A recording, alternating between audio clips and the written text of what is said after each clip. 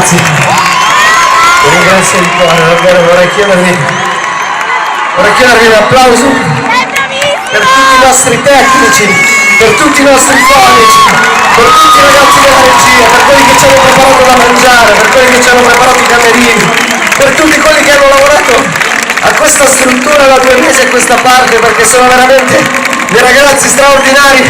E ricordatevi che il concerto non è solo musica, ma è anche fatto di persone che ti mettono nelle migliori condizioni per farlo. Noi siamo fortunati perché abbiamo uno staff fantastico, si merita un grandissimo applauso. Volevo ringraziare anche Antenne Sicilia nella persona di Salvo La Rosa e insieme, che insomma hanno promosso questo concerto al massimo e mi hanno portato qui a riempire questo posto, quindi grazie Salvo, un abbraccio. E poi è brutto quando c'è la fine di un tour, perché insomma sì, sei contento, torni a casa, però la malinconia insomma della gente, del calore, dell'amore è veramente troppa. Però torneremo in Sicilia a ottobre, il 19 ottobre torneremo in Sicilia.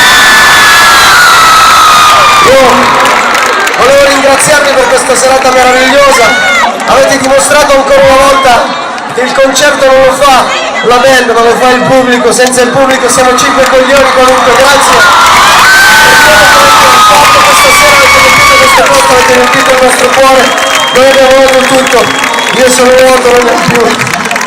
La Sicilia veramente ha sempre risposto da grande.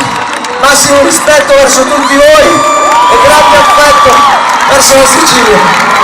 Io volevo salutarvi con quest'ultima canzone a cui tengo moltissimo, perché deve far capire a tutti che nonostante sia successo tutto quello che è successo, noi ci sentiamo ancora e sempre persone normali, come voi, vive romantici.